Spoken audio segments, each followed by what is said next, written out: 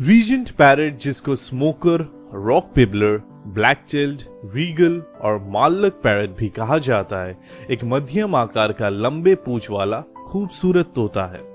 ये पक्षियां पालतू तोते के परिवार में सबसे आकर्षक तोते में से एक है। भले ही वे बर्ड ब्रीडर्स या सेलर्स में उतने कॉमन नहीं होते हैं, इन पक्षियों का स्नेही स्वभाव और ऊर्जावान मजेदार बिहेवियर इनको एक अच्छा साथी और लविंग पालतू तोता बनाता है।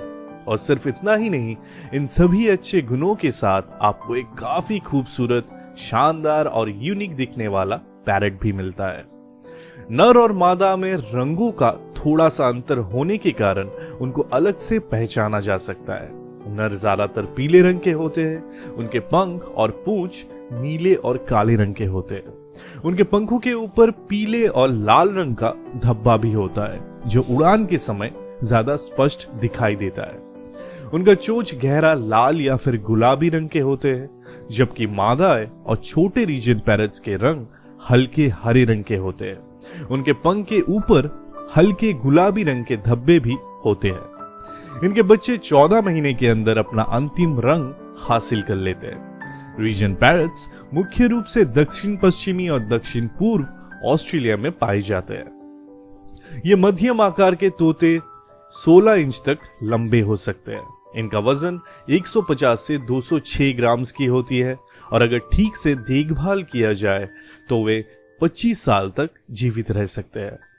दूसरे पैराकिट्स के प्रजातियों के मुकाबले इन पक्षियों का शरीर थोड़ा मोटा और गोलाकार होता है और इनका पूंछ भी दूसरे पैराकिट से लंबाई में थोड़ा छोटा होता है।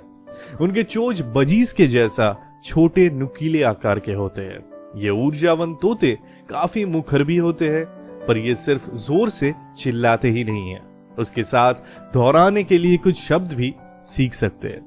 भले ही वे बोली उतना अच्छा नहीं बोल सकते हैं, लेकिन वे alarms, calling bell, phone ring इत्यादि के आवाजों का नकल काफी अच्छे से उतार लेते हैं। ये पक्षियां काफी बुद्धिमान भी होते हैं, इसलिए इनको आसानी से ट्रेन भी किया जा सकता है।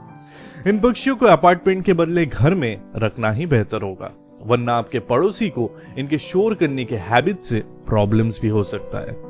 हालांकि ये तोते पहली नजर में थोड़े छोटे और नाजुक दिखते हैं, लेकिन वास्तव में ये काफी हार्डी और मजबूत पक्षियों में से एक है।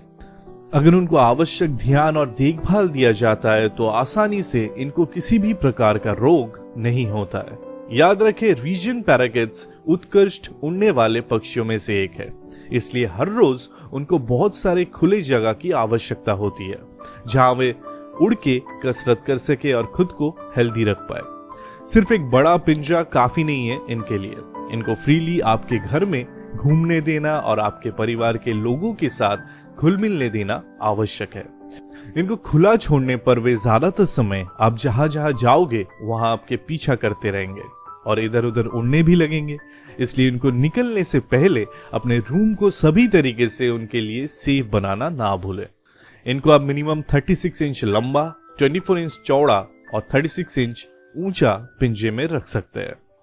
इनको किसी बॉल या फिर डिश के पानी में नहाना पसंद नहीं है, इसलिए आप इनको वाटर स्प्रे से क्लीन कर सकते हो।